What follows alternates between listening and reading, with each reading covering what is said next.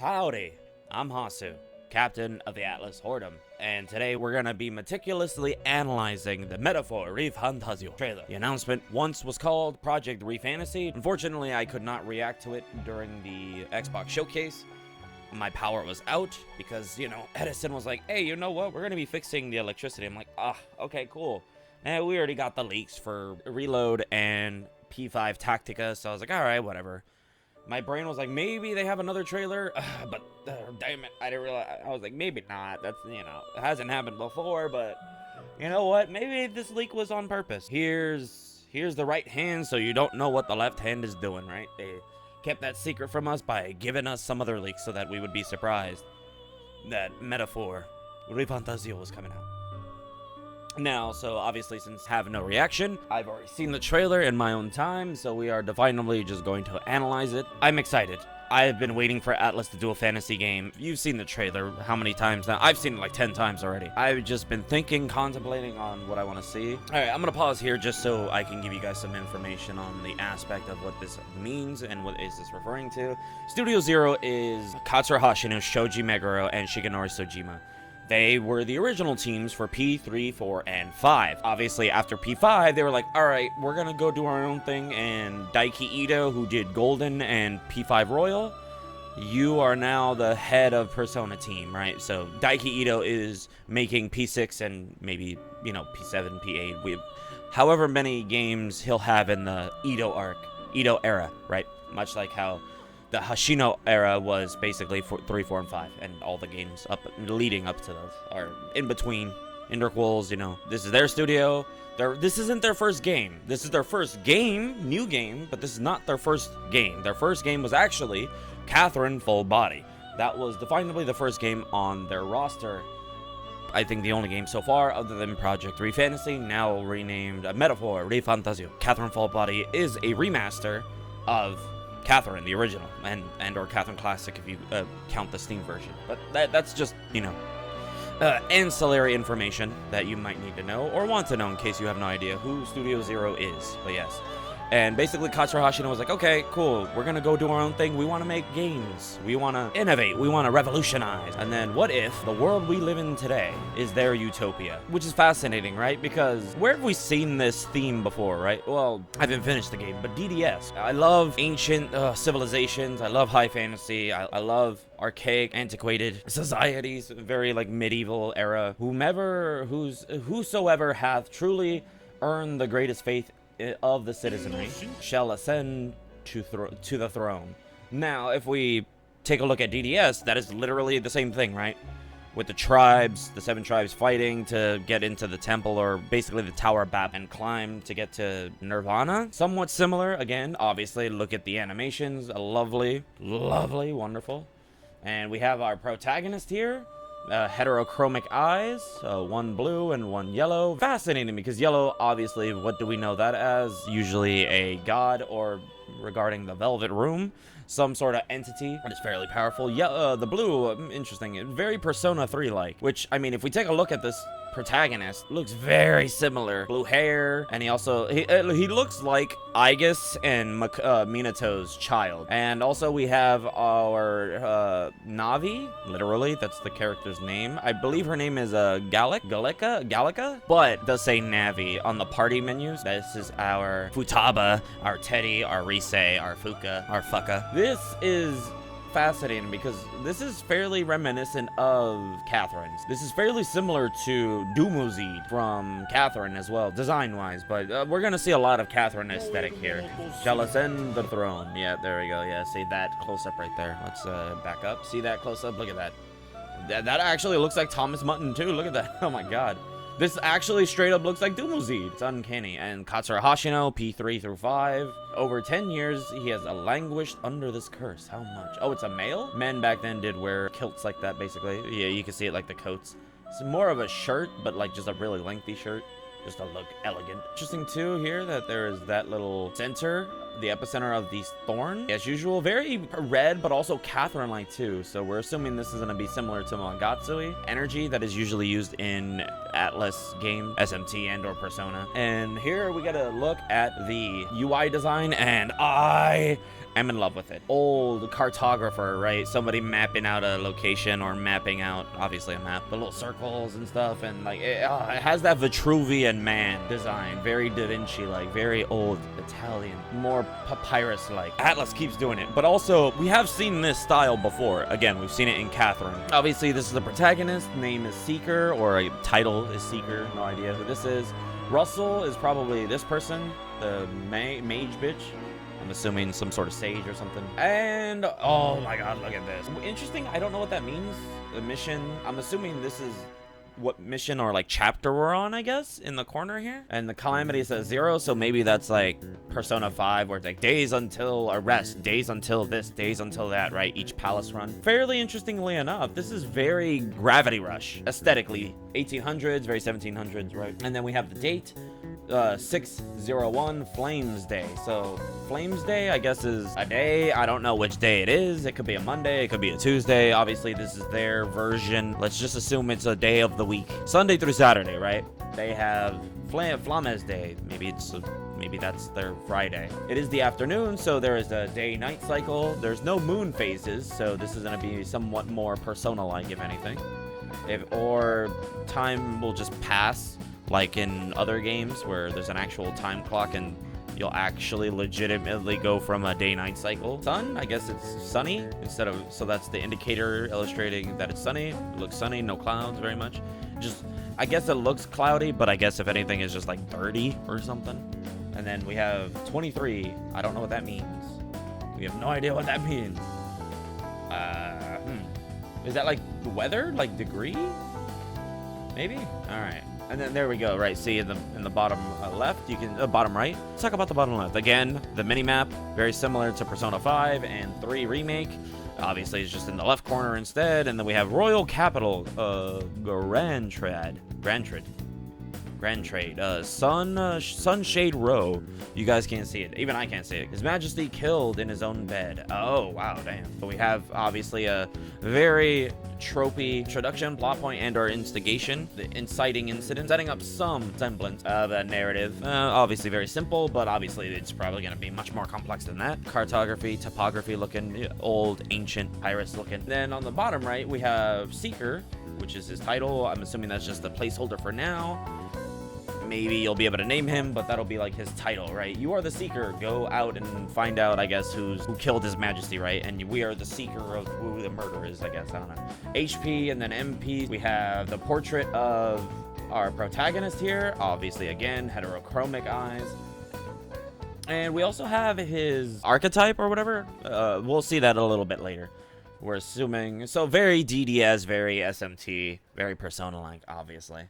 More DDS and Persona than SMT. It'll be fascinating to see how that works out. So they're blending Persona SMT and making it high fantasy to somewhat. So they're picking and choosing and pulling a bunch of influences, you know, blending them together into yet another game. It's almost like they're using their old mechanic and making a potentially better game. Interestingly enough, it looks very similar to Rido, thematically wise. This looks like the 1900s. Also, he has gaiters on his shoes. Usually that's when those were worn. Archaic technology, right? The lamppost. And then we also have the Persona 5 little mumblings when you're going around town. You hear people will just start talking. You'll see the tech. And then we have Navi over here in the top right corner, flashing that ass at us. To think this is how the royal family's bloodline dies out. First His Majesty the Prince, now even His Majesty. What's to become of us? People getting bitch blasted. Shigenori Sojima, to no one's surprise. Oh, fate-saddled child. Oh, anguished traveler. It seems this is probably going to be his awakening, I assume. Yeah, it feels very interesting because this is similar to Algami, right? Algami's chest was very red from SMT5. It seems like he's touching it and like forcing it open or something. Nothing too heavy to discuss. Obviously, we have ancient markings, very similar also to Demi-Fiend as well. We have 3D cutscenes. We're going to have 2D cutscenes, obviously. I'm assuming this is going to be the, hey, we got shit to do. Also, probably a war bodyguard or something. The prince, or I guess the king, whoever was on that table, dead. Very SMT-like. We can't see his eyes, but his face has the design of like SMT, where it has the little slants there, the little markings. Very similar to older SMT games like Nocturne, DDS. I am interested to see other character designs. We haven't really seen Nuris. Now, for how far do I run her then? Oh, okay. So basically, he's gonna be our engineer guy because I believe he's the one who gives. Well, we'll see later in the trailer. We have cloudy, cloudy, cloudy. We got weather indicators. Nice. Also, we have locations. No names as of yet. Vast map so far. Obviously, this is gonna be very sectoral. So this location, then that location, then that location. Maybe potentially we'll be able to walk between these paths, but if anything, I don't think they're gonna be open world. Maybe we don't know yet. We kind of saw some footage, but it might not be what it is. And then wait for the path for Brylehaven to open. All right, so that is our objective. We have our log, which is, oh no, click in L, and then auto is, oh, the square button and or Y. No, I preferred log on square, man. And then auto on the left click. Hopefully we'll be able to change that. That'd be lovely. And here we go. He's the guy, basically. So the thing we're on, the ship, basically, I guess the high wind, or you know, the equivalent, very full metal, and or I guess Attack on Titan. So this center looks reminiscent to DDS in thematic nature, right? Interesting that we'll be able to just stand on here while it's moving. I wonder what we're gonna be able to do. I guess we'll be able to jump off, and I guess the thing will just automatically stop. Guy over there will be like, all right, cool, I'll just stop and chill. So I'm assuming this is how we're gonna travel between locations. And if you're like, oh hey, there's the trees over there, or maybe there's a location, I'm gonna go check that out, right? Maybe 7-7 Waters Day. So Waters Day is probably Wednesday then, probably. Yep. Oh, hey, look at that. I was right. Afternoon, sunny, and then 24 degrees Celsius. I was wondering what that 23 was. Yeah, it was cut off. Head to Port of Brylehaven. Seeker has gained a tremendous amount of HP and MP, which is roughly 3 times as much HP and roughly twice as much MP. Scaling, it will be different. Oh, save is up. Interesting. Save is up. Followers is left. Calendar is on the right, and requests is down. Travelers' voices. Is that the people you're with and you get to like communicate with them maybe? Then we have the little mini map with the architecture and flat blueprint design of the sandwalker we're on, whatever the hell it's going to be called. And then we have LB as the map instead of the RB. Royal Virtues. That would be square button. And then we have, oh my god, I love this. This is wonderful. We have our protagonist looking up. I'm assuming, obviously, right? Ascend to Utopia. So we got skill. We got items, we got equipment, we got party, follower, quest, calendar, journal. Journal's new. That's not something we've seen before. We've seen journal, we've seen story, right? In Persona 5. Oh, the story up to this point has been updated. Blah blah blah. Open up the system menu and then go to story and blah, you know, blah blah blah. There, you'll be able to find it there. So I guess they're separating journal. Maybe that's gonna be some other information. A follower is interesting. So I'm wondering if follower is like personas.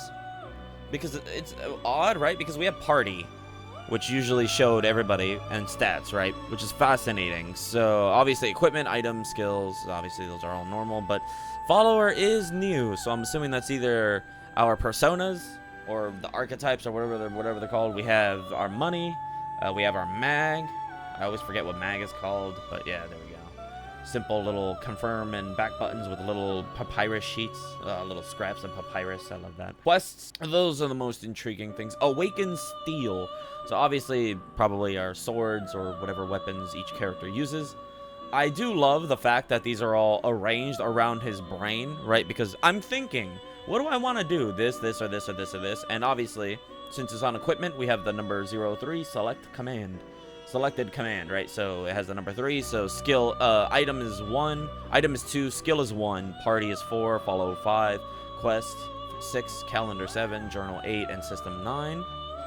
Very simple, elegant, and again, very Catherine-like smeared paint designs. And then here we go. We have our equipment, game, archetype details. Yeah, so archetype is probably those little portraits, the personas, and or very similar to DDS. We got them, and we have each of their designs. Probably unchanging, potentially. Interesting that we have rank master, and then we have Heizme, the little rat bunny thing, I guess. Thief, Knight, Warrior, and Seeker. So classes, obviously. Now we have our Thief with a small little like curved dagger, so obviously assassin roll. Rank 15 of 20. So I'm assuming that might also play into maybe DDS usually. Hulkenberg. Ooh, Hulkenberg. I like her. I like her. I like Elf Girl. And then Gallica. Indeed, I was right. And then I said Navi, Gallica. That is our little fairy girl. Obviously, she has no stats, no nothing other than she's our navigator. And then we have Stroll. Obviously, has a higher attack, higher defense. Yeah, Well, actually, Hulkenberg. Knight has better stuff. All right. And then obviously, yeah, 15 of 20. So we have fairly low attack and defense for Heisme. And then there's our archetype. Learns a wide array of versatile skills, including wind magic, single targeting, healing, and attack buff. That is protagonist's archetype. And or whatever it was called in DDS. Yeah, no other indications. Okay, so Seeker, Warrior, Knight, but we don't know. So this is probably just an overview of what his general archetype will learn. So we don't know if Stroll, Hulkenberg, and Heisme they'll probably learn other stuff, right? Attributing to their rank and class. 20 levels, is that like temporary? Will we be able to get more later on? More 2D animations, I'd love to see it. And here we go. Some gameplay. They kind of just shoved everybody into the corner back here. I mean, it's alright. It's fine. See, the Thief goes first. Thief is fastest. Seeker goes second. Second fastest. Fighter. Fighter? Is that what his said on the other one before? No, his said Warrior. Oh, so... No, it has the same... Interesting. So maybe there are different classes they can become, which is very odd and interesting. A very SMT-like and or DDS, because look at their faces are glowing with markings. Probably because their abilities are activated, right? Interesting that it says fighter instead of warrior. So I'm assuming, yeah, look at that, see?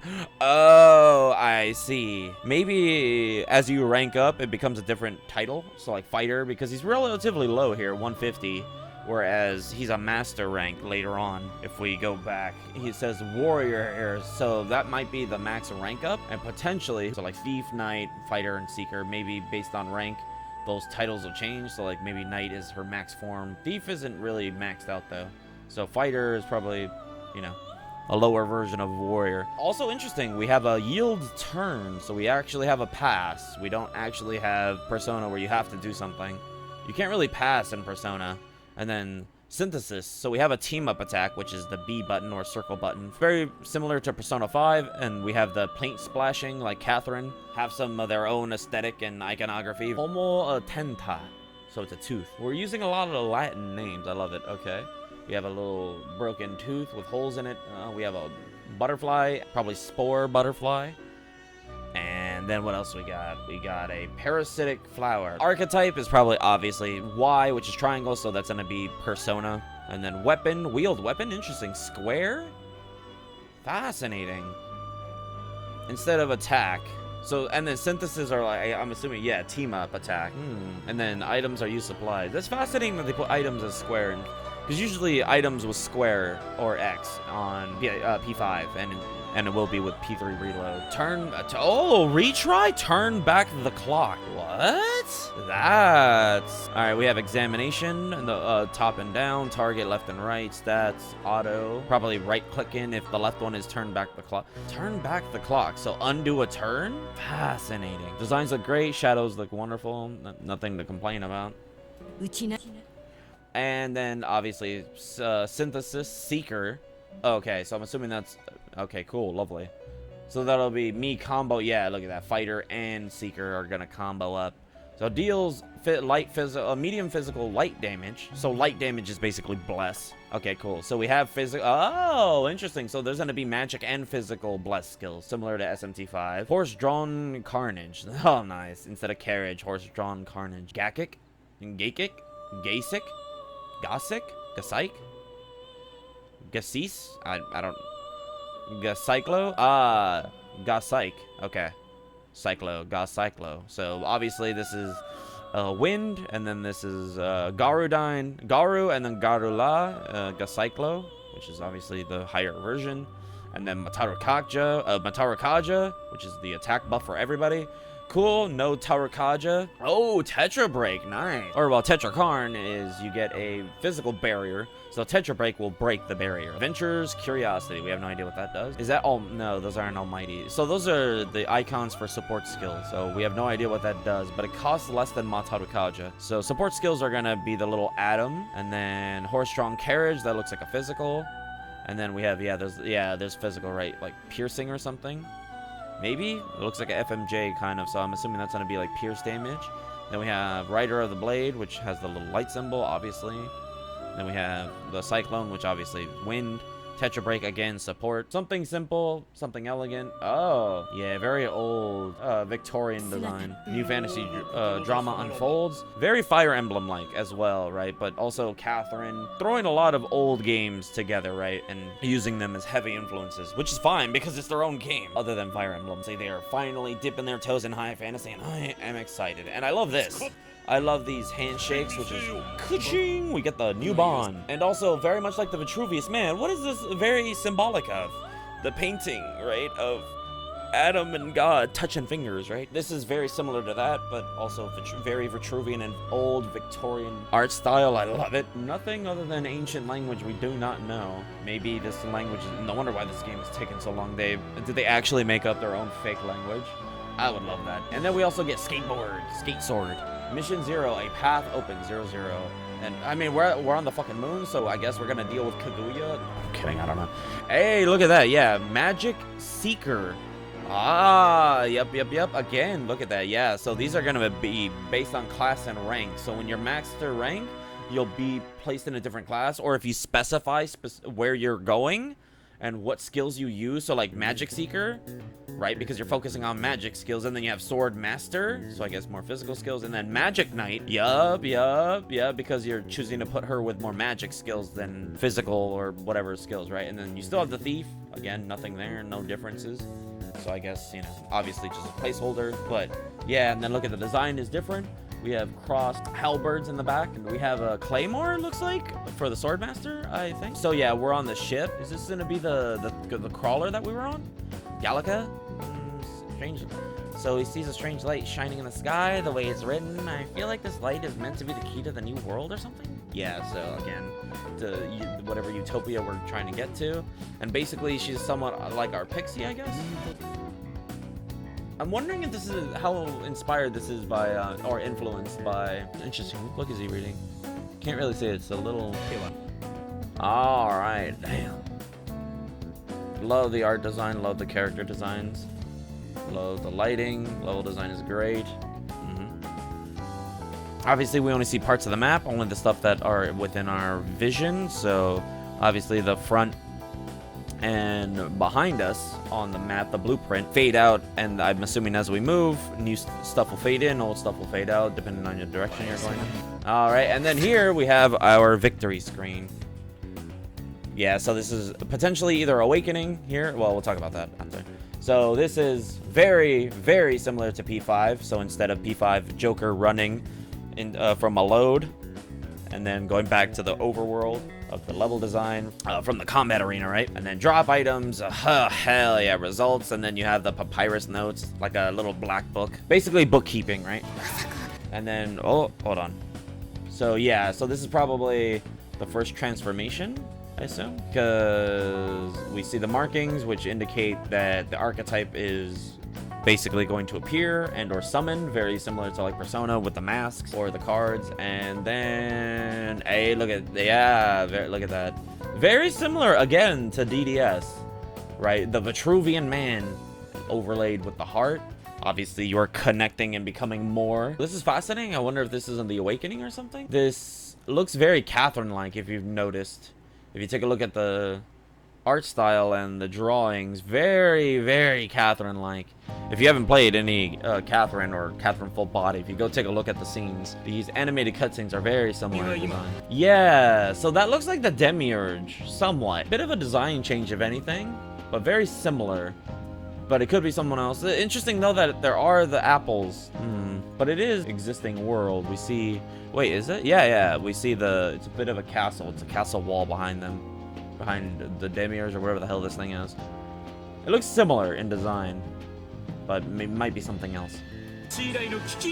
And also, again, much more 3D animations, very similar to Fire Emblem, rather than focusing on 3D. Obviously, we're assuming this is... Hold on, let's go back a bit more.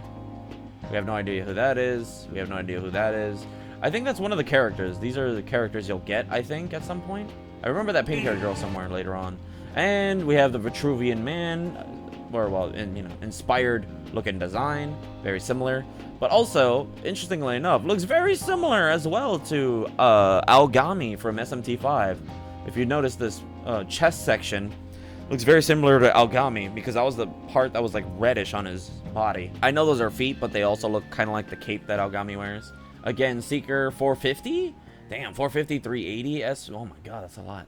Obviously, this is where Academia, okay. Alright, cool, thanks, game. Yeah, learning archetypes. Oh, inheriting skills, seekers, research, lectures, and listen. So listen, I'm assuming he'll tell us maybe something. Academia.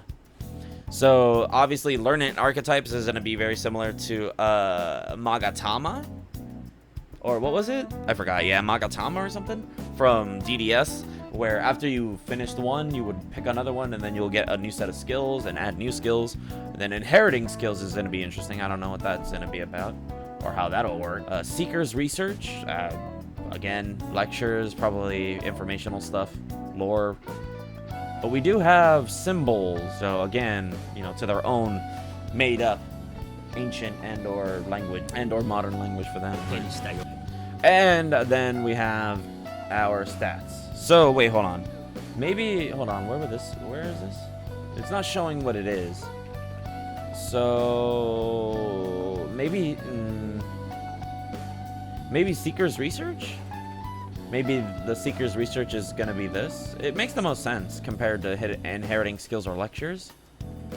These ones feel like the correct option for the research. So we have a courage stat, we have a wisdom stat, a tolerance stat, eloquence stat, and imagination. So wisdom, knowledge, obviously courage, guts. Tolerance is kindness and or understanding. Eloquence is charm, essentially. Right? And then imagination? Interesting. So instead of diligence or proficiency, we're getting imagination. So creativity. Very fascinating, very different. And then yeah, a little bunny teeth. We have our homies, yeah, are powering up, getting their archetypes, awakenings. Oh, okay, party. Who's stats? Okay. So yeah, level 1. So traveling boy. So I'm not even a seeker. I'm just a traveling boy. Stroll, Hulkenberg, and Heisme. So interesting that it's traveling boy. I guess this is early plot. And then, okay, so I'm assuming Stroll is the gray-haired guy, so he's a demon. And then we have Hulkenberg, who is a elf. High elf, I guess.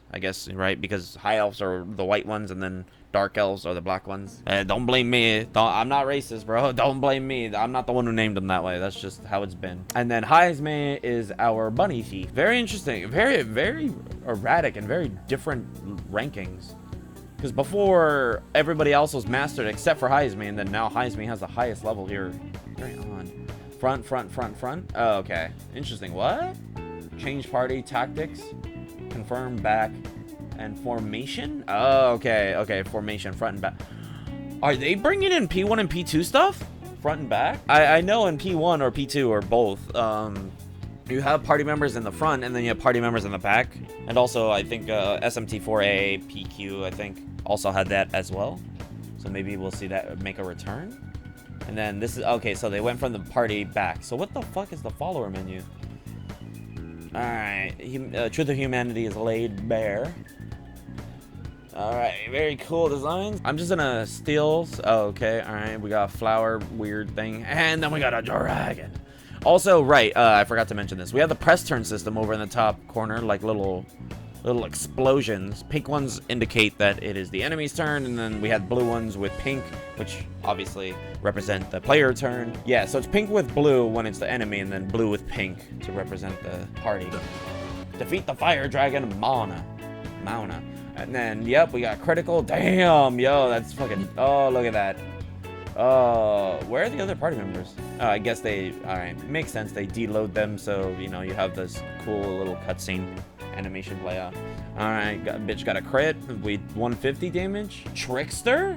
Oh, interesting. Yeah, Trickster, Paladin, Ninja, and Soul Hacker. Why does that look like Loki over there? Okay, so the designs do differ.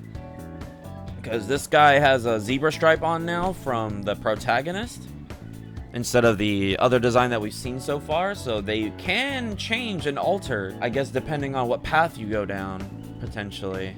Either that or you just get new archetypes entirely. Fascinating. Okay, cool.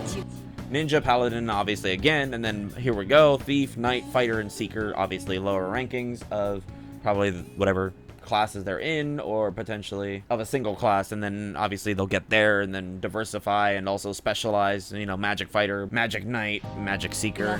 This is the mirror of reality, okay? Wait, hold on. This Utopia you seek? Hold on. Hold on. There was a line there. So we meet again. Very Makoto-like, actually. That coat looks like Makoto's from P4G.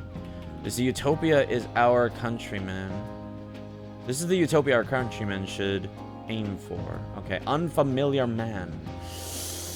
Okay, kind of looks like Louis Cypher, kind of. Oh, maybe not. Maybe it might be somebody else.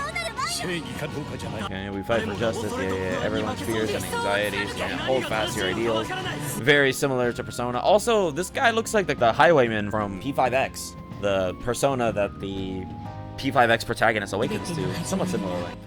Obviously, oh, I love those portrait designs. Look at that. Oh, yeah. Okay, so, so I guess Isekai?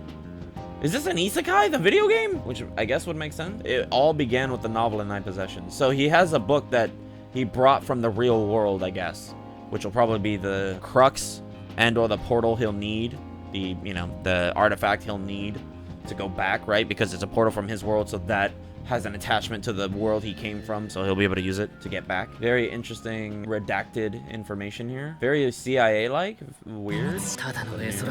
And a metaphor. Refantazio. 2024. And if you don't know, this probably and definably confirms that Persona 6 is not coming out next year, because we're going to get P3 Reload and also Metaphor Refantazio. So I mean, we can potentially get Persona 6, but I mean, now that we have P3 Reload, we're probably gonna expect and anticipate a P4 remake, right? Now that we have P3 coming.